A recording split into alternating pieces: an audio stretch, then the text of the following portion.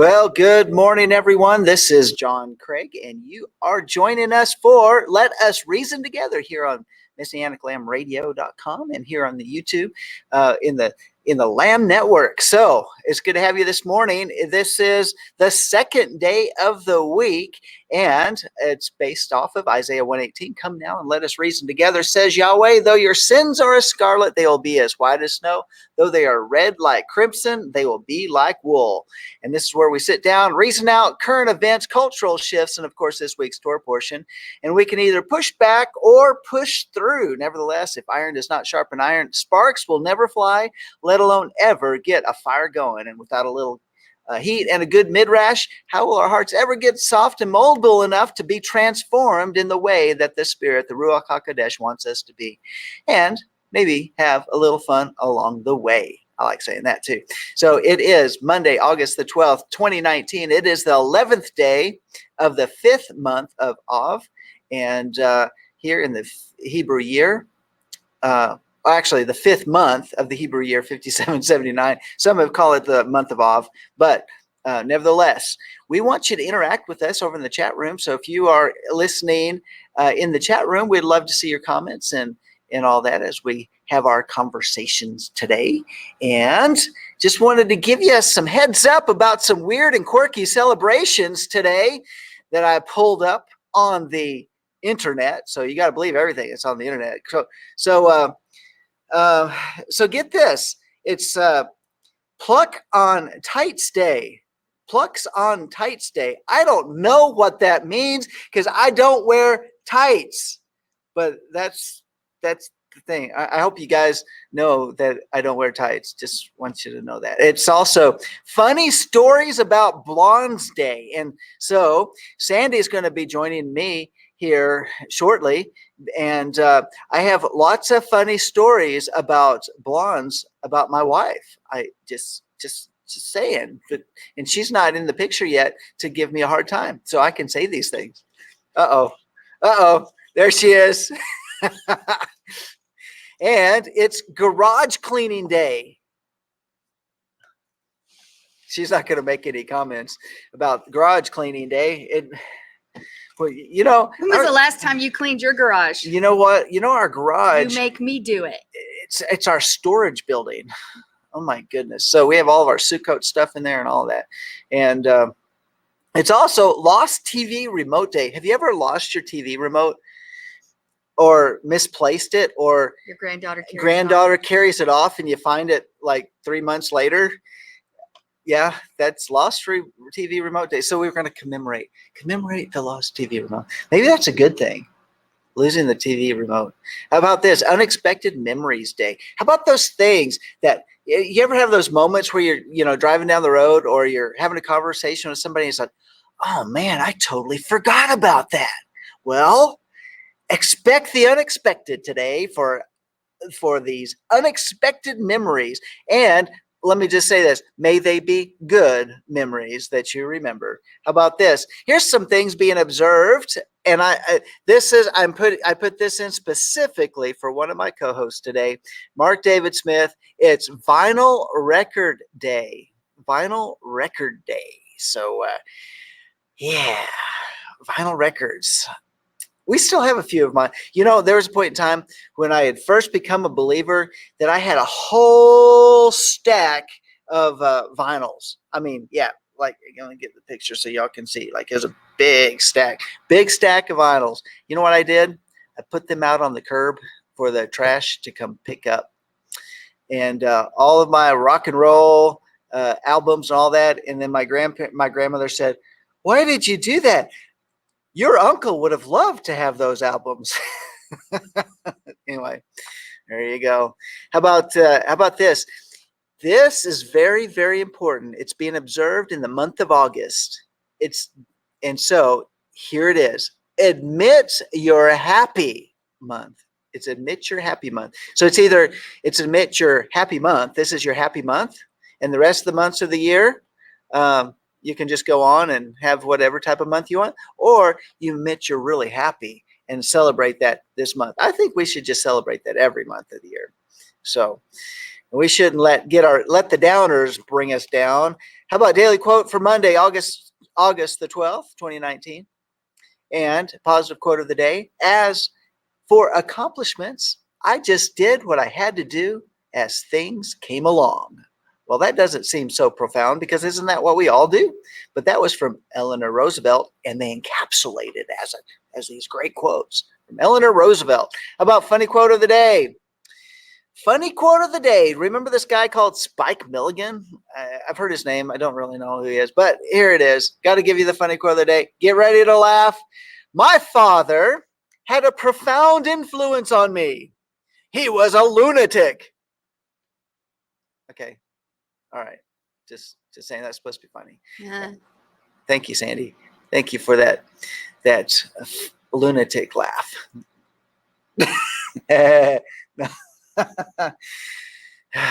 All right. That's sort of how our granddaughter laughs. Yeah, sure, it is. It is. I'm just kind of thinking about Young Frankenstein. You ever watch that movie, that Mel Brooks movie, Young Frankenstein? I don't know why that came to my mind. It's those unexpected memories. All right. Love quote of the day by Judy Garland. For it was not into my ear you whispered, but into my heart. It was not my lips you kissed, but my soul. Okay, verse of the day. This is taken from the Torah portion, Deuteronomy 4:2. You shall not add to the word which I am commanding you, nor take away from it, that you may keep the commandments of Yahweh your Elohim, that is the Lord your God, which I command you. Which is, wow, we need to live it to the full. And how about this? What happened on this day in history? Well, did you know on this day in history, technically, this is what they're saying, on the third year of the Common Era, Venus and Jupiter were in conjunction, which they called the Star of Bethlehem. So on this day in history, think about that. How about this? In 1480, in the Battle of Otranto, the Ottoman troops beheaded 800 Christians for refusing to convert to Islam. Wow. So that was on this day. That's a pretty big deal. A lot of people don't realize just some of the things that just have taken place, the atrocities upon believers in the past centuries, and they continue to go on today. How about this? 1851. And I don't say that glibly, because probably believers, and they actually say this, if you look at the different statistics and those that are in the know, those that keep these statistics, those that believe in Yeshua as Messiah are the most persecuted group in the world today, with not only persecution, but in murders and just horrible, tragic things that are going on, persecutions and in jobs and all that type of thing. How about this? In 1851, know this guy? This American inventor, his name was Isaac Singer. Does the name Singer ring a bell? In 1851, he patented the sewing machine. Yep, he got his first patent on the sewing machine in 1851. And then, how about this guy, Henry Ford? Well, on this day in 1908, his company builds the first Model T car. Yep. What was Ford known? It was known for the assembly line. It kind of sped up the process of manufacturing. And in 1981, so here we're talking about things that happened on this day in history. So we got the sewing machine, we got the Model T car, and in 1981, can you imagine what first came out in this day? And that was IBM introduced its first personal computer, 1981. It was in the PC and PC DOS version 1.0, 1981. I was 1981. I was both a junior and senior in high school that year. Actually, if you're looking at it right now, I was entering into my senior year. So now you can calculate, figure out how old I am. All right. And so with me today is, joining me from the great north of our friends up in Canada, we got Rabbi Darryl Weinberg. Good morning, Darryl. Good morning, John. How are you? Good. I'm glad that you're with us today. We missed you last week, and I'm glad that you're back on the show, because we're we're waiting and anticipating what you're going to be bringing to us today, and just bringing to the table and the conversation. Glad you're here. And then also, we got Mark David Smith from the great state of South Carolina. Good morning, Mark. There he is. Yep. Oh, careful now. Watch that. I have a question. Yes, sir. Did Henry Ford, after building that model of the T car, did he ever actually build a car based on that model? Yeah. Was it like this big, or was it like full No, size? you said he built a model of the T car, right? All right. Well, as I understand it, he builds his first Model T. Yeah. Yeah. That's Right. Exactly. Did he ever actually build a T car? Yes, because actually last year I had a chance to ride in a 1915 Model T Ford. Whoa. Well, that must have been cool. Yep, got pictures to prove it too. And, wow. And you shrunk yourself down to get into that model? Yes, honey, I shrunk the rabbi. Around. What? I said, honey, I shrunk the rabbi. Oh. There you go. It's happy day. It's happy day today. It is happy day. It's happy month. Happy month. Yeah. Don't worry. Be happy. And joining me over here to this side of me, which is my right. And I don't know what it looks like on the camera, because I think the camera looks like it's like flipped around, but yeah, right there. Miss Sandy Craig. Good morning. Hola, ¿qué pasó? So what do you think about getting into one of these little Model T's cars? They're I'd rather get into a 68 AMX. You like to feel the power. Feel those G's. My daddy had one of the first 58 that were made in 1968 of the AMX models. He had one of those. He raced it. He drag raced it. He raced in Canada, all over Canada. He raced in the U.S. He was really good. Trophies upon trophies and articles upon articles. And then he had a second one, but the most famous one, it was in a museum for a while, and then he bought it back. And then he got rid of it again. Anyway, I think it had 791 miles on it total. Very cool. It was cool. My dad. That's a lot of quarter miles, by the way. My dad. Yes, and my dad was awesome. That's all I have to say. Is my dad was too. My dad used to race rail cars and dragsters and dune buggies. He's got lots. We had lots of trophies from all that. So cool, Sandy. Well, and you can look him up online. If you look Shinkus, Shinkus, Jerry, you'll pull all sorts of articles online about him. So it's cool. And see the car. You can see the car too. And what's really cool is that in the work that I do, I run across people that know him. Because he was famous. Yeah. I mean, they I know Jerry Shinkus. Hey, do you have any pictures? We want to put him out. In fact, at the local drag strip, they want pictures. Yeah. If we had any. I have lots, but so I'm not giving them not giving them up. But anyway, there you go. Very cool. So how about some things that are on the lighter side before we get on some heavier things and okay, we're going to jumpstart our brain. And this is some wit for the day and twist our brain and some points to ponder.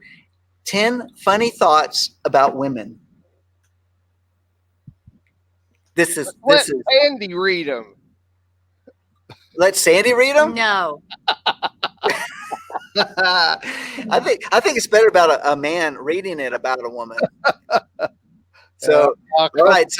So let's, Sandy, you got to ponder these. Look, she's already got her defenses up. She's got her arms folded. Okay.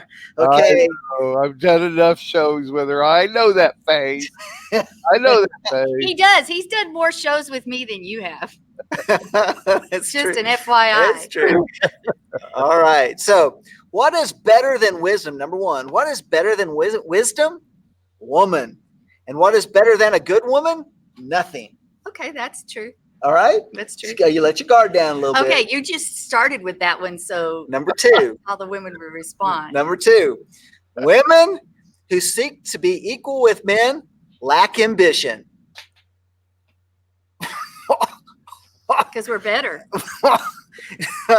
Wow, they put their own glass ceiling there. Just saying, I don't know. That's okay. I'm going to tread lightly. I'm going to get myself in trouble. We're going to have comments. They're going to say, "Yeah, Joe's on there. Tread lightly, John." All right. Well, let's You tread however you want to tread, John. It'll be all right. Okay, we're going to have fun. Yeah, because I'm walking on top of that glass ceiling. No.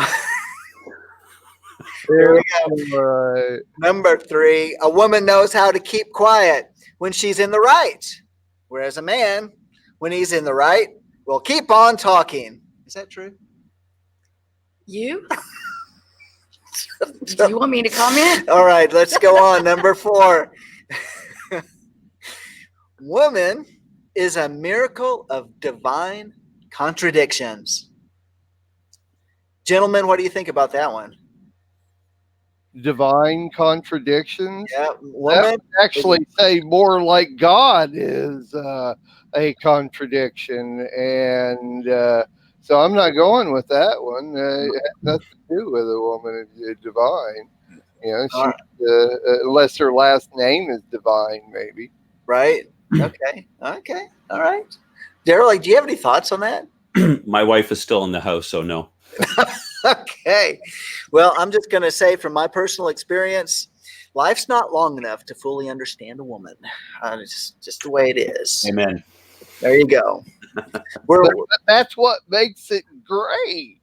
If we fully understood her right away, then the rest of the time wouldn't be any fun. I know, we'd be bored, wouldn't we? Yeah, I mean, that's the whole idea, is to spend a lifetime, you know, getting to know your wife and all the other things. You know, they hold back a lot. Most of who they are, they hold that back so that you just get it in layers as we go along. You know, there you go. The stages of a woman. There we go. There we go. Kind of like a train. You get the locomotive, and then everything Right. else begins to unfold. Yeah, you just kind of walk through the rest of the cars in the train and get to experience them as life goes on. And then when you get to the caboose, go on. Okay. All right. And you get run over. Yeah. All right. So, Sandi, what were your thoughts? I have none. Thank you. Okay. All right. So how about this, number 5? Women are like cars. We all want a Ferrari, sometimes want a pickup truck, and end up with a station wagon. Well, I'm going to tell you what. I'll tell you what. This is a fact. I don't know a man that will dispute this, but there's nothing sexier than a woman driving a pickup truck. And the older that pickup truck is, the sexier and more awesome that woman is, as far as I'm concerned. There's not a man that will deny that. Is So that a do you Carolina feel thing? like that when I drive my pickup? Sexy woman. You don't feel that. What'd you say, Darryl, there? I said, is that a Carolina thing? Because there's lots of pickup trucks here in this city, and I'm just not feeling the vibe that you're talking about. We need to talk, Darryl. Okay. We need to talk. Let's do a little therapy when we get done here. All right. And so, Darryl, we got to give you some perspective, because we're down here. Not only are we down here in the States, but we're in the South. And then maybe it just gets better. I don't know. All right. Okay. I'm going to get myself in a lot of trouble, because there's people up there in the North, and they're going to say, well, I'm from Nebraska, and I think, okay. All right. We're just not going to go. Wait a minute. You're from Nebraska. I'm from Texas. All right. Let's move on. How about this? Number 6. If a woman didn't exist, all the money in the world would have no meaning. Yeah. Right. Okay. Well, because I'll go with that one. yeah, because then what would we men do? I mean, Well, no, we men need a with my gadgets. we need we need to share the wealth. Yeah. Yeah. All right. Okay. How about this? Number 7. One of the most difficult things in the world is to convince a woman that even a bargain costs money. Not true. Not you? Well, there's only one spender in our household, and it's you. You know what? I don't spend. I save every little thing that comes in. She does. She's like, hey, where'd you get that? That's not true. But my wife is very frugal, and even she's even able to walk away from bargains. She is. She saves me a lot of money. As long as you don't go shopping. So if I don't go shopping, we don't go shopping together. We don't spend any money. If I don't go shopping, No, you do go. if I don't go shopping, and if we don't go shopping together, Of course we there's no save money. Because when she goes, she doesn't spend money. I can go shopping for hours and I will not spend a thing. Exactly. Made my point. How about this? Number 8. I like my whiskey old and my women young. Did you ever hear that before?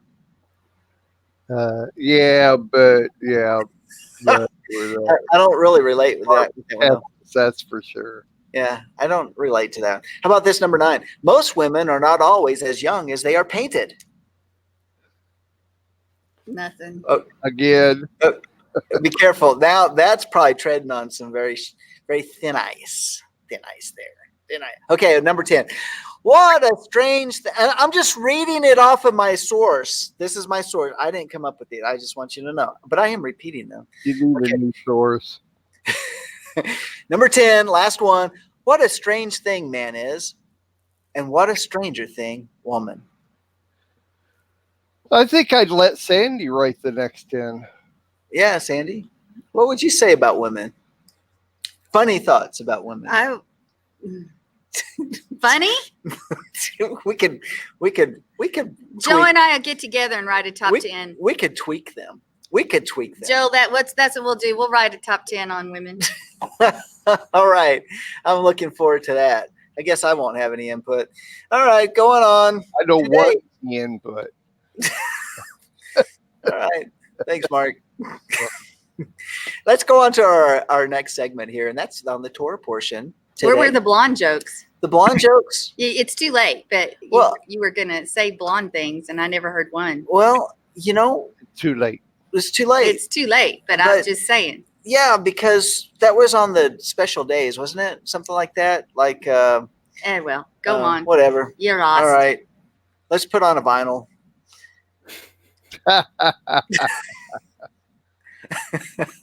We actually bought a record player this last year. You got rid of all yours. We got rid of, but we have some. I didn't. I have all my Donnie and Marie albums still. She does. I can't believe it. She does have her Donnie and Marie. My Imperials. I got my Imperials albums. Yeah. But Donnie and Marie were religious. So, all their music is very religious then. That's right. They belong to a very huge religious organization and had no problem letting everybody know that they did. So if you buy their records, you're buying religious records. Yeah. There you go. What's really cool about this record player, but it's a record player and it has Bluetooth on it. Yeah. Oh, cool. So yeah, there you go. That way we can hook it up to the Bluetooth speakers. Torah portion. Darryl, this is a good Torah portion this week. What do you got for us? Well, something that really jumped out at me about it is that we start off in Deuteronomy 3:23, and both in Deuteronomy 3 and Deuteronomy 4, Moses speaks about how God was angry with him and prevented him from going into the land. And so this is a theme that kind of pops up on a number of occasions. Moses thought to mention it quite a few times, that because the Lord was angry with me, if we look in 4 verse 21, Now the Lord was angry with me on your account and swore that I would not cross the Jordan, and that I would not enter the good land which the Lord your God is giving you as an inheritance. For I will die in this land, I shall not cross the Jordan, but you shall cross and take possession of this good land. So watch yourselves that you do not forget the covenant of the Lord your God, which he made with you, and make for yourselves a graven image in the form of anything against which the Lord your God has commanded you. For the Lord your God is a consuming fire, a jealous God. And the reason why Moses wasn't able to go in is because he didn't treat the Lord as being holy. And I think for a lot of people, that's really a tough one to swallow. I mean, we kind of look at Moses and say that, yeah, I mean, he might have lost his temper that one time, but wasn't he provoked? Wasn't he driven to it? I mean, didn't he have to put up with this over and over for 40 years? I mean, he was prevented from going into the land the first time around when the spies came back and convinced everybody to rebel against this command. And so although Moses and Aaron and Joshua and Caleb were ready to go, they ended up being denied. And then through a series of events and circumstances, it led up to the point where both Moses and Aaron got angry. And it was after the death of Miriam too, that they complained, they griped, and Moses finally said, that's it. And he acted in the flesh, and on account of that, Moses missed out on the thing that he was most wanting, and the promise. And I think it's a warning to all of us, especially those of us in leadership, that despite whatever is happening around us, we know God is merciful. Jeremiah says in Lamentations that his mercies are renewed every morning. Great is his faithfulness. But there also is a time, and this is something that's not spoken about within Christianity all that much today, is that God does get to the point where it's too late, and that there are consequences for our rebellion. There are consequences for our disobedience. And when James says that not many should desire to be teachers, for the judgment shall be stricter, Moses really paid for one slip up. And that's all it was. It was one slip up. It was one time he's grieving over his sister, and the people just come and they're complaining to him. They're fetching, as they always did. And even though God said, speak to the rock, he smacked the rock twice. To God, that was a grievous offense. And he says, you're not getting in now. And Moses pleaded with him for mercy. He pleaded with him for, give me another chance. I understand I made a mistake. And it was like, nope. And I think we're coming to a time now where a lot of what God has allowed is not going to be tolerated anymore. This is a theme that's really been on my heart lately, that we're entering into a time where judgment will be stricter. Many are going to fall away. God is going to start weeding out the sheep from the goats, and it's going to be a lot tougher to walk with the Lord than it ever has been. The reward will be greater for those who persevere, but sadly, we have been so dumbed down and so lazy in our faith walk in North America over the past 50, 60, well, really since World War II, when things really began to flourish, that most people aren't going to be prepared for what's coming. Because as you and I were discussing before we went live, John, that just what's going on in the world now, I mean, it is a vortex that is speeding up.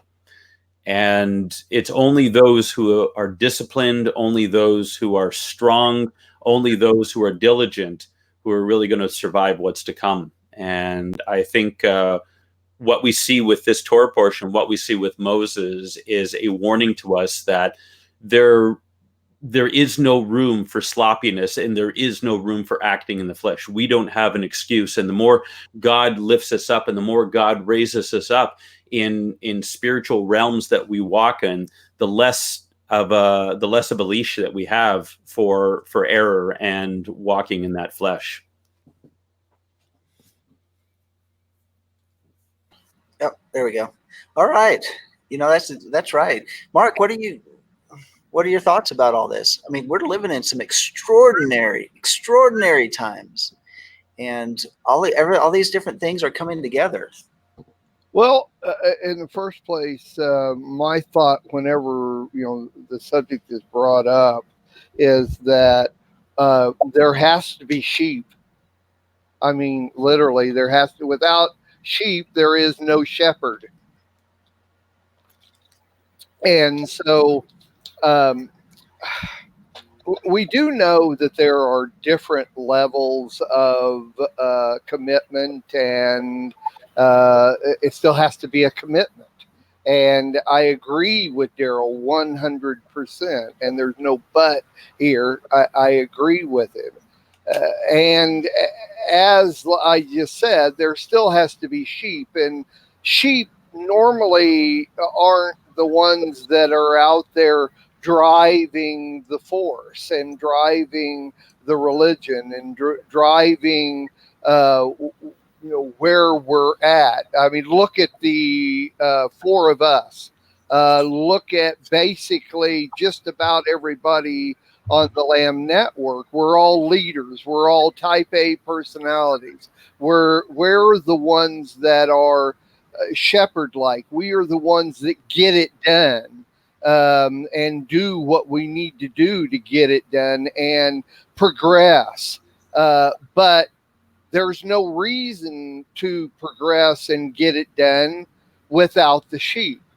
And so there are different levels of commitment, and the Lord knows each of our hearts. He knows where we stand on what we believe and how we believe it and how we are going to commit to the lifestyle that we believe in.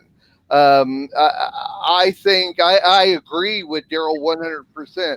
I believe as it gets closer to the time where we all need to be with God for 1,000 years or live here on earth for 1,000 years or whatever is going to happen. So many different ideas with that. I think as we get closer, there, like he said, will be more of a separating the wheat and the chaff, separating the sheep from the goats. Just because they're separated doesn't mean that they don't have their place when, in the kingdom to come, here on earth. We have our place. We have our different ways to be involved in the progression of getting to wherever we're going. That's my take on it. Right. And Darryl can respond if he wants. I mean, yeah, go ahead, Darryl. Well, like you said, we don't really know how things are going to turn out. All I know is that God is really emphasizing now it's time to get serious about things, and that not being serious will lead to consequences. What was once tolerated within the body will not be tolerated anymore. And that's because God is saying is that we need to be prepared with what's coming on the world spiritually is going to consume a lot of people. I mean, we at any point in time could step into Revelation 4. All we need is that trigger to go off for the war of Gog and Magog in Ezekiel 38 and 39. We're going to see Israel attacked. We're going to see them supernaturally defended. We've got saber rattling with Iran right now. And if all we're going to do is say, Jesus loves me, yes, I know, for the Bible tells me so, and that's going to be where our faith walk stops, that's not going to be sufficient anymore. And so there's this sense of urgency that I have because I don't want people to be disqualified. And this is what's been happening more and more, is that leaders are starting to disqualify themselves because they're not getting with the program. And they're going to become like Moses, who was faithful in everything. I mean, Moses was called the most humble man on earth. And God says that he was a faithful servant, that God spoke to him in a way that he spoke to nobody else. He says, do I not speak through the prophets and everything else? But Moses, my servant, I speak face to face. And yet, because of one instance where he lost his temper and acted in the flesh, he disqualified himself from the goal that he had worked toward for 40 years. I mean, that's serious stuff. And we think it's unfair, but this is what God is saying, is that this is serious business that we're in now. Right. Yeah. And then the people, all the adults that left Egypt didn't make it into the land. So they were, judged also. So, yeah, good point. I like it. That's very good. We were talking about this on Shabbat.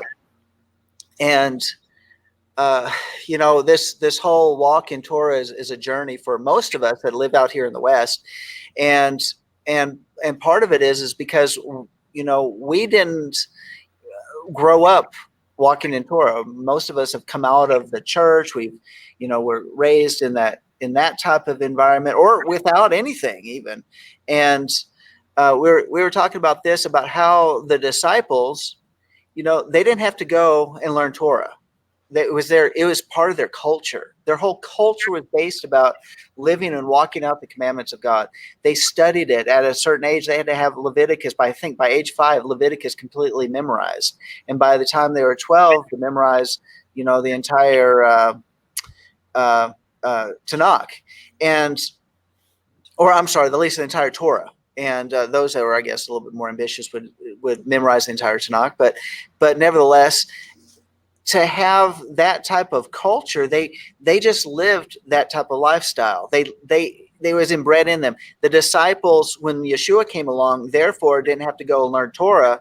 They just had to learn the true living word and learn how to live that out and activate that in their lives, and to see how the living Torah walked it out, where the natural met the supernatural, and they learned how to be and became, the apostles that actually lived out the very things that Yeshua did, and taken it to the four corners of the known world at that point in time.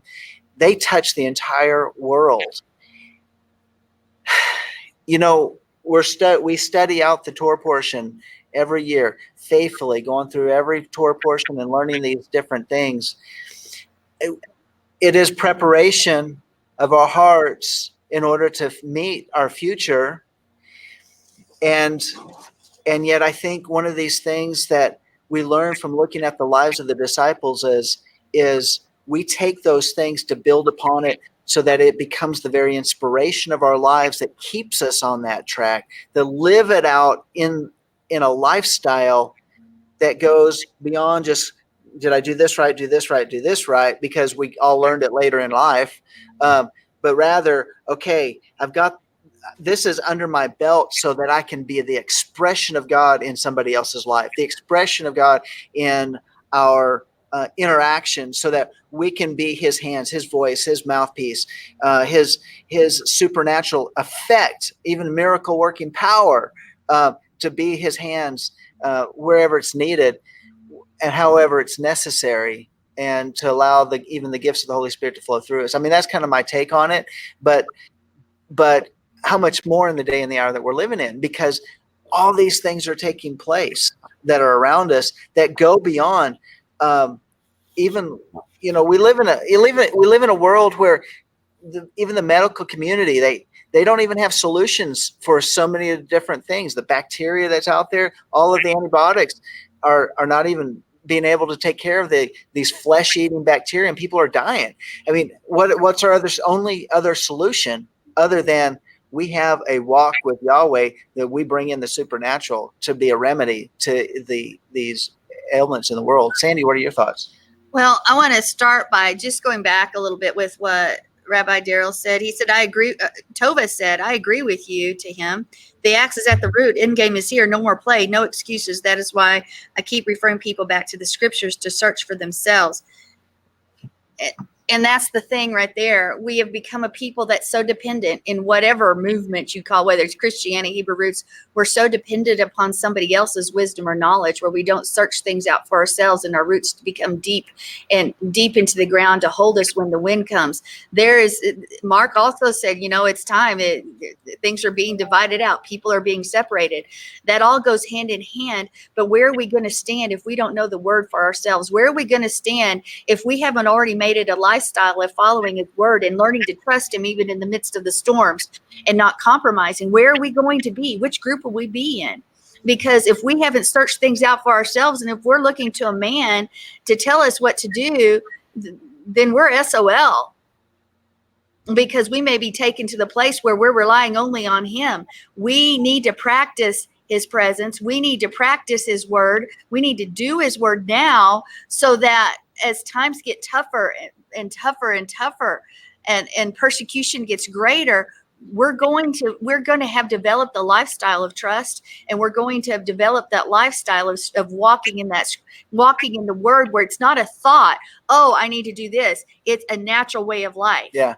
Do I eat this piece of bacon or not? They happen to put a bacon on my burger. We shouldn't have any thought about those things. That's elementary. We should be able to say, but there's people that are out there struggle with that. People are struggling with, do we keep the Sabbath, or is it just something we can do part of the time, or the feast days or something like that? There's people that struggle with it. We got to get over that. We got to get people up to speed with us. But the next thing is Tova also brought out, we have to walk in unity. There's power in unity. We need to be full of the Spirit, and we need to walk in unity in the days ahead, because we can't say it's coming. It's here. It's here. It is absolutely here. And yeah, we look at those headlines. There we go. Well, hey, I'm going to let that be the last word in this segment. We're going to jump ahead into the next segment. It has to do with an article that I pulled off of the Drudge Report today. And the name of the article happens to be How Leeches Became the Latest Health Trend. Again. Can we say ooh? No, I say again, because you watch the old shows from the 70s. If you look at a period movie or whatever in the 1700s, 1800s, 1600s, their method of healing was leeches. Well, and in fact, if you think about this, George Washington died because of leeches. He was sick, and the doctors went in and they put leeches on him, and they actually drained him of too much blood, and it ended up killing him. So there's other stories that are kind of related to the George Washington and around his death and all that, but some have a little bit more sinister aspect to it. But yeah, he basically died because they overleached him. They leached him. Yeah, he was leached by the leeches. But so some of the things here in this article, by the way, and you can go to thedrudgereport.com and find this, but I'm going deeper into the article talking about the leeches themselves, because it's kind of become this new craze. And it also gives us testimony of this one young lady who went up to a particular lake somewhere in southern Bulgaria that's full of an extremely healing variety of leech. And she was drawn to this place. Supposedly, people had been going there for years to seek out the creatures. They would tie a ribbon to a tree, and they found a leech to drink their blood. And so here's some history on it. The healing power of leeches has been immortalized for thousands of years in the tombs of the Egyptian pharaohs, verses of ancient Greek poetry and early medical writings in Arabic, Chinese, and Sanskrit. The Greek philosopher Hippocrates, sometimes called the father of medicine, asserted that disease arose from the imbalance of bodily fluids, phlegm, black and yellow bile, and blood. He claimed releasing impure blood could prevent sickness and cure disease. Physicians took the advice to heart. In the 2018 book, 9 Pints, A Journey Through the Money, Medicine, and Mysteries of Blood, journalist Rose George writes, bloodletting was an unquestioned as Band-Aids. And for early doctors looking to rid patients of what they believed was an unhealthy excess of blood, leeches were a perfect fit for the job. Different cultures used a number of species for bloodletting, but the most renowned was the Hirudo medicinalis, also known as the European medicinal leech. In the Middle Ages, the use of leeches spread as barbers added the animals to their toolkits of razors and scissors. At the time, the professionals were just as likely to drain blood, extract teeth from their clients as they were to cut hair. That's what that sounds barbarous. Okay. Barbaric. Okay, how about this? The leech craze reached a peak in the early 1800s when a famous French surgeon named Francois Broussais, okay, I'm sorry, I butchered that, alleged that all diseases stemmed from an inflammation in the gut and could be relieved by bleeding. Since cut open veins tend to infection, often release too much blood, Broussais advocated for the use of leeches as a safer alternative. And now let's go to the modern. In a biotherapy history, principles, and practice textbook about the use of living organisms in the treatment of disease, the authors explain that the doctors all over the world, from Brazil to Eastern Europe, used leeches to treat everything from headaches to epilepsy and tuberculosis. Russian emperors and English princes employed leeches when they fell ill. Embroidered leeches adorned women's dresses in France. Ooh. And then doctors prescribed the creatures with such frenzy that leech populations throughout Europe grew scarce. And then bloodletting eventually died out in the advent of antibiotics and the rise of modern medicine, but the use of leeches didn't disappear. The therapy survived to treat pain and reduce inflammation alongside other low-cost folk remedies, particularly in Eastern Europe, where some pharmacies sold leeches by the jar well into the 1960s. And today, using leeches for medicinal treatment is called hierodotherapy or hierodotherapy.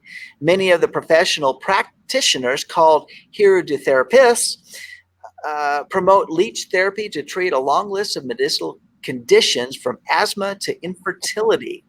And through places like the Academy of Hierodotherapy in Las Vegas, which charges $10,000 for a full course, almost anyone can become certified in the practice. Well, what do y'all think about this? You ready to get leeched?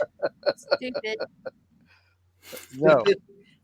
That's all you. That's what I have to say. What are your real thoughts about that, Sandy? Stupid. Come on, people. Cindy, do you have any dresses with leeches on them? Do I have you have any what? dresses with leeches on them? Oh yeah, I that, and then I have some scorpions and some. Hey, is that where the Paisleys came from? That's it. That's where Paisleys. Yeah. They couldn't put them on there anymore, so they just drew them on there. Yeah. Yeah. Yeah. You have a lot of Paisley shirts. I know. Sandy likes me wearing Paisley shirts. No.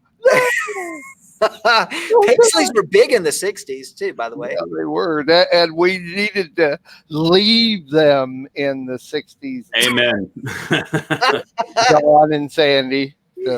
Well, you know what? Those shirts cost lots of money. And when you go to, they look very nice on him. She still likes me wearing Paisley shirts. And when you go to the store, you still see those. You still see Paisley. You sure do. It's still a design. It is. Yeah. Yeah. So I Right. want to hear Darryl's thoughts up there from your perspective. Would you ever get leeched, Darryl?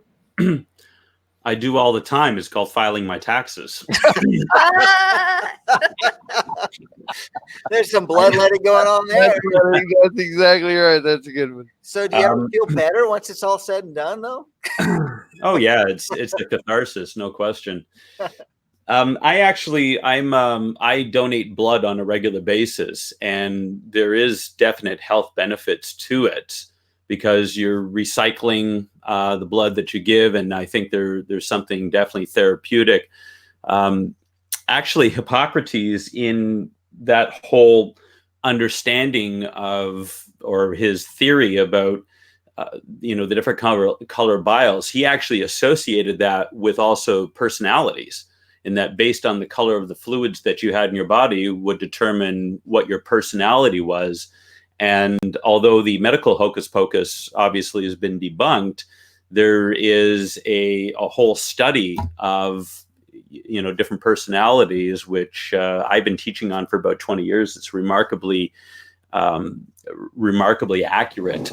But, going back to the whole idea of leeches and everything else, I mean, everything old is new again. It's amazing how things get recycled. Yes, there sometimes does need to be a bloodletting. There needs to be a releasing of infection and stuff like that. But at the same time, putting on these little critters that are actually going to suck your blood out is not something that I think would appeal to me, and certainly something that I think there's a much better way to do it. Right? And I think all Paisley should be recycled. They go in the recycle bin, give it to the thrift stores. And, yeah. Okay, so Mark, I'm going to read this next paragraph. I want to see if you could get Adina to participate, or maybe I should say my wife, or maybe Darryl. Maybe you should comment on this.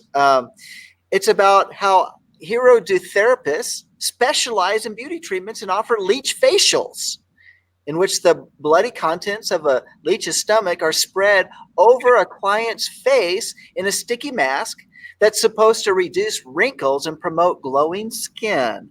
Celebrities like the actor Demi Moore and model Miranda Kerr have talked about getting the treatment, boosting its popularity in recent years. Well, what do you think? Can you get your wives to participate in something like that? No, absolutely not. Nope, nope, not going to happen. My wife is already as gorgeous as she can possibly get. Why in the world would I need to do anything different? There you go. I see it. So, yeah, and I don't know. I don't think Milena would either. No. So what about if it's a practice that comes from Hollywood, it's probably best to avoid it. so Sandi, you don't want a sticky mask of leech blood? No, I don't want any. No, absolutely not. But I also have this issue back to what you were talking about, because life is in the blood, and we know from scientific studies that you can have your blood withdrawn from you. Okay, give blood. And it's over here in the U.S. or Canada, and that's in Australia, and your blood will respond even where you are at now. Yeah. So because of that quantum physics. Physics sort of thing, supernatural, amazing stuff going on here. So it's precious. Mm-hmm. Mm-hmm. And is a leech clean? Do we eat leeches? Nope. Do we really want to? We're not eating them. But I like what Tova said. So let it run through an unclean animal and back into our bloodstream. That's going to help us a lot. Yeah. I'm with you. Well, actually, it doesn't run through the animal at all. I think it just comes out, and they contain it. I'm not real sure, but I think so. You don't actually run it through the leech. I don't think is the deal. Did you guys see Stand By Me? Stand? No. Did we? Have we seen it? Or the four boys going to find a dead body. Yes. We watched it last night. I haven't seen it in years, but I've seen it. There's a part where they walk through this bog, and when they get out, they're all covered with leeches. It's true. And it's I don't know, it just made me think about it. But it's not something that you prefer to do. And I think that the modern medicine of today covers pretty much everything that you need without having to use leeches. That would be my answer to this. Well, have you ever thought about what Tova said? Okay, go ahead, say it. Tova said people doing stem cell transplants have no idea what they're doing. Once the stem cells are cleaned, you're right there, denatured, so no longer work in harmony in the body. And it's just, when people have their own idea of what medicine is, and if she also says if stem cells aren't yours, then they do not work in harmony, and that's it. That's what Tim is dealing with. He had an SCT in his 20s, and now he has cancer that has been caused by the treatment. stem cell treatment therapy, stem cell therapy. Yeah. You know what? We need the great physician. Yeah, absolutely. Amen. Well, the only thing that I can think of course, I don't understand this whole thing about leeches, but Well, I have a question for you before you say that. Why did you choose this article? I want to know what was in your thought process. Yes, please enlighten us, because this has been a whole rabbit trail that I want to talk about leeches today. it was so off the wall. It was totally off the wall. And I didn't want to talk about Jeffrey Epstein. I didn't really want to talk about the fox found at the Wailing Wall or whatever. I don't want to talk about the riots up there. I'm quite enlightened. I'm glad we talked about it. I didn't want to talk about the Chinese invasion into Hong Kong. Yeah. I mean, there's a lot of stuff I could talk about, or the propaganda that's been of China against America. I mean, I could go into all that type of stuff. So, leeches. I think on Happy Day, that's the thing you talk about is leeches. That's right. I'm with you, brother. I'm 100% with you. The only thing is, I've never experienced this, and I don't want to experience this, and that is to go into a lake and come out with leeches on my body. Well, I don't want to do that. I just don't. Let me tell you, if Sandy's against it, I'm for it.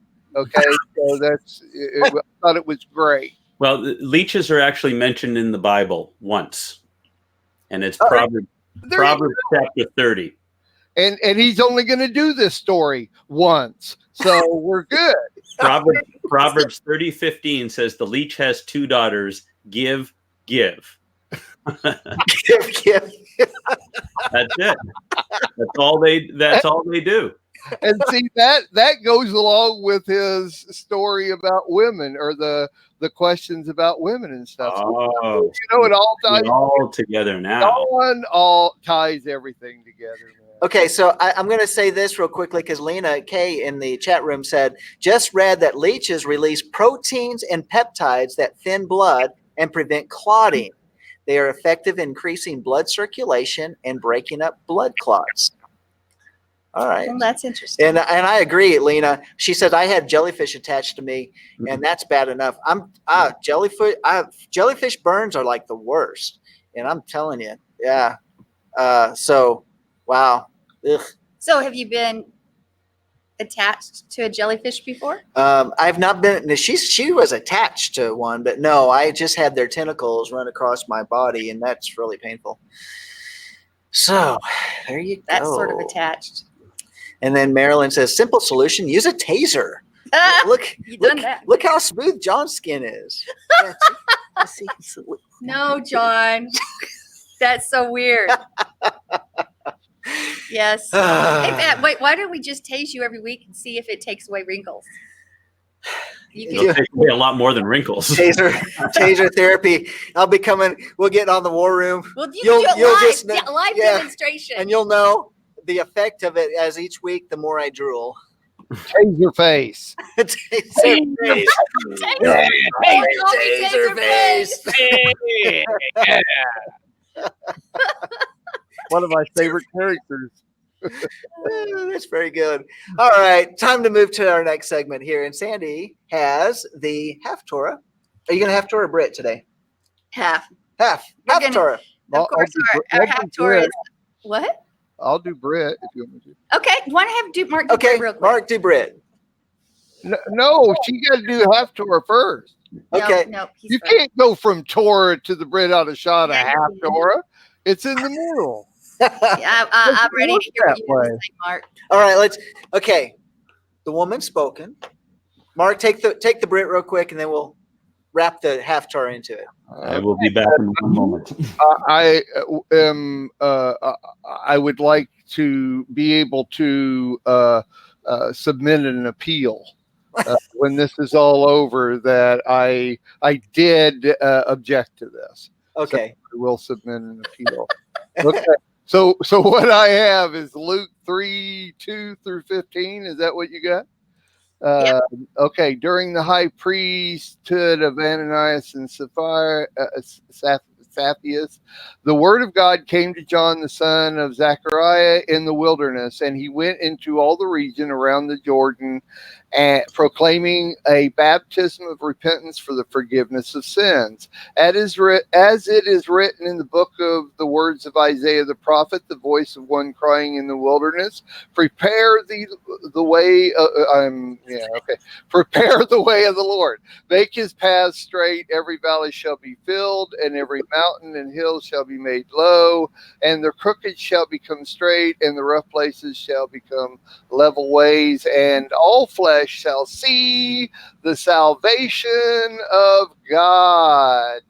And he said, therefore, to the crowds that came out to be baptized by him, you brood of vipers, who warned you to flee from the wrath to come, bear fruits in keeping with repentance, and do not begin to say to yourselves, we have Abraham as our father. For I tell you, God is able from these stones to raise up children of Abraham.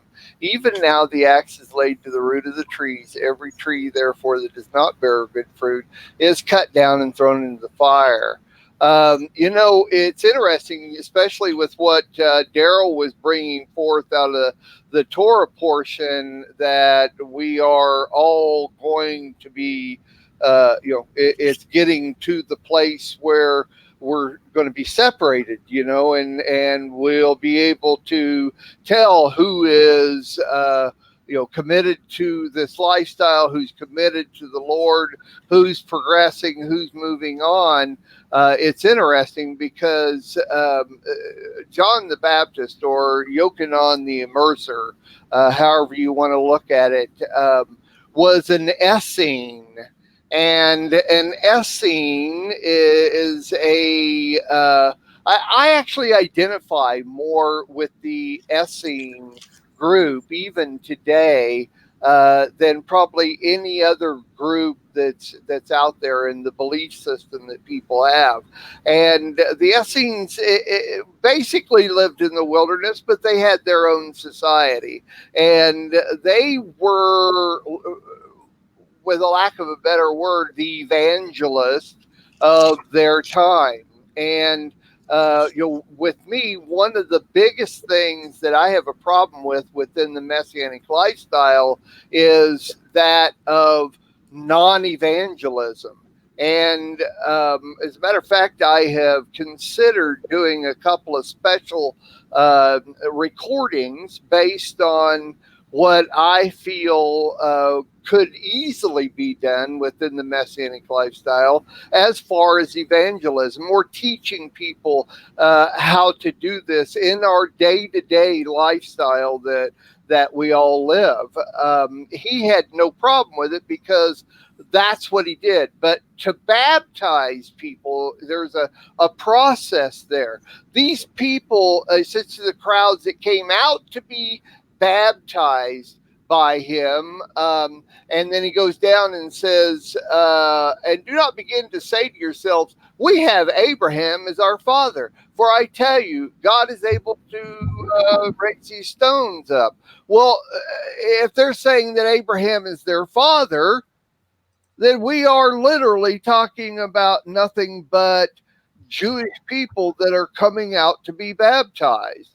And he's telling them that, look, you're coming out here to be baptized, but if you're not going to be committed to your life as a Jew and do Torah and live the way you're supposed to live, then even the rocks will cry out, And so that's really my take on this, is that the Essenes were the people that would walk through the land and make sure that that Torah was lived out. And if you didn't live it out, then they brought it to your attention.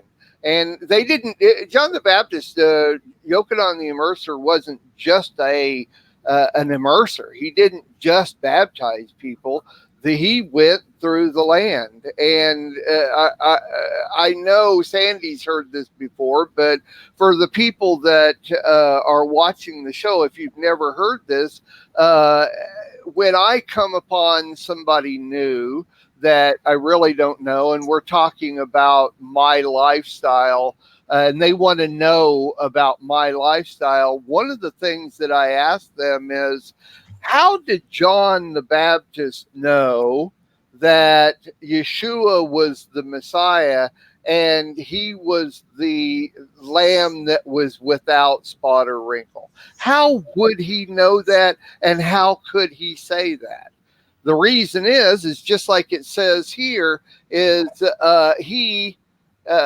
John, the son of Zechariah in the wilderness. Zechariah was a priest, and it was only the priest that could declare whether or not the sacrifice was without spot or wrinkle. And to call him the Lamb of God, he would have had to have been without spot or wrinkle. And it's the same thing that we carry on over into our lives.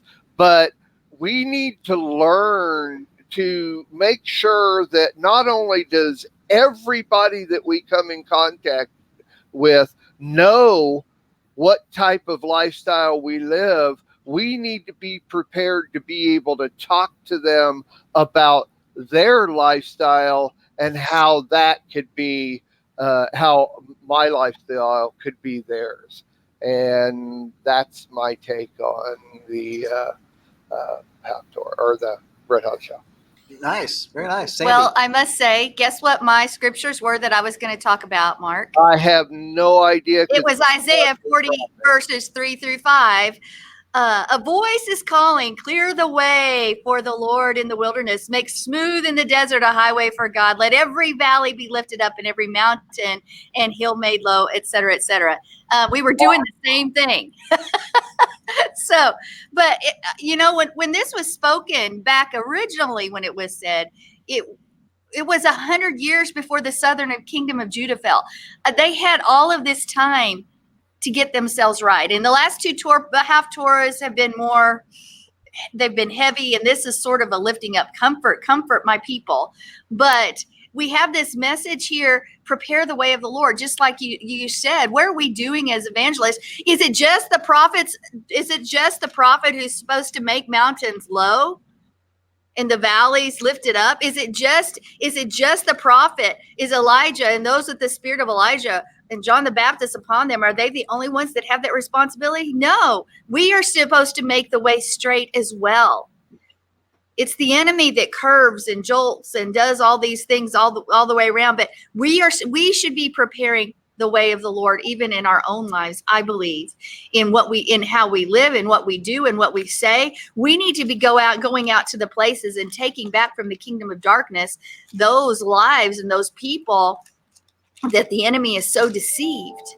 It's just like you said, Mark, where's the evangelism? And I'll sit back and I'll learn my Torah and I'll let somebody else take care of it. The church does a far better job on it than we do. And we need to get a clue, because we should also be making the crooked path straight. Yes, in our action and what we do, in our deed, absolutely. But we should be so passionate that it stirs others, because we literally emanate with his light upon us. And when we do that, how can we keep silent? We can't. We've got to use our voice. We've got to walk in discernment.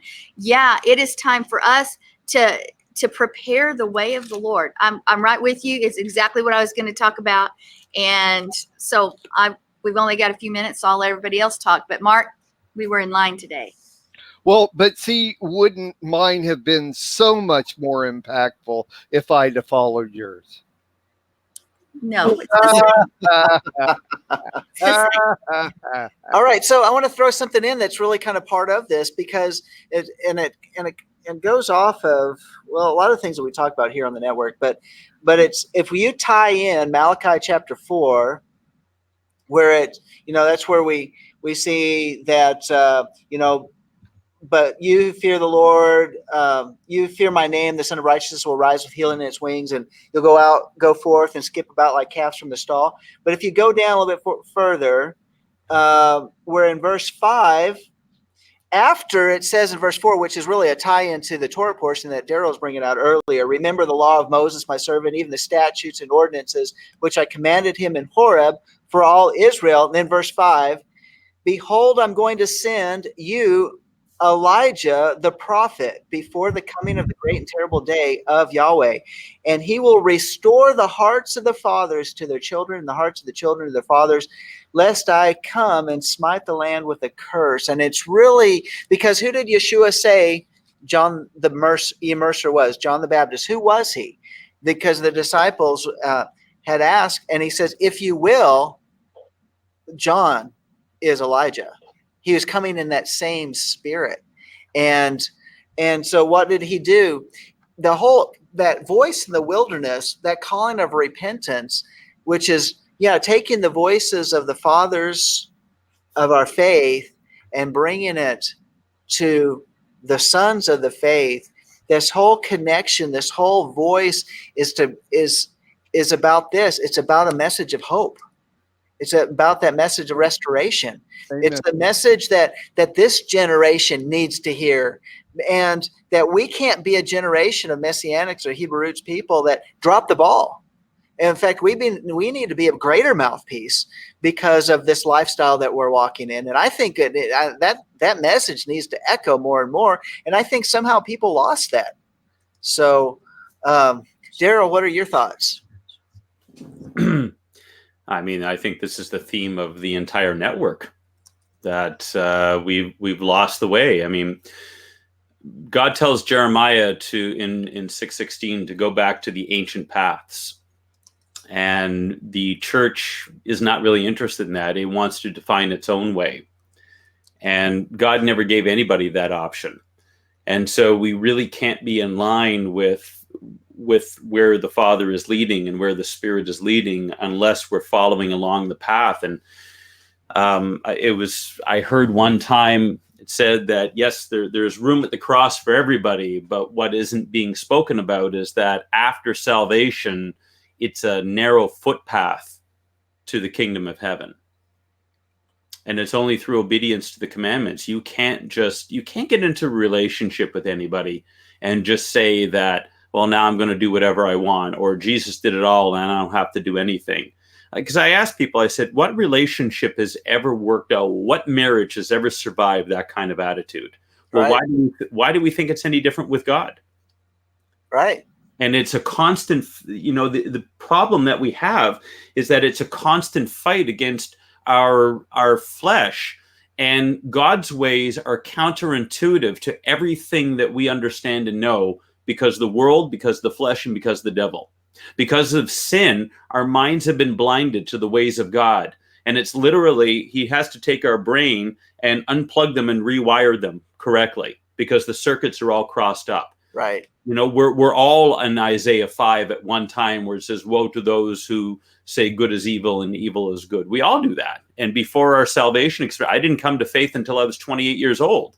So if I look at my life before that, and although I may have had a spark of God, although I may have had, the eternal consciousness, because God has written eternity upon everybody's hearts, I still thought that which was evil to be good and okay and acceptable, and some of the things of God to be silly. And yet once we come to salvation, then we begin to realize, but if we're not going to submit ourselves to that process, then God is going to continue to allow us to walk in the blindness and the futility of our own hearts, even as believers.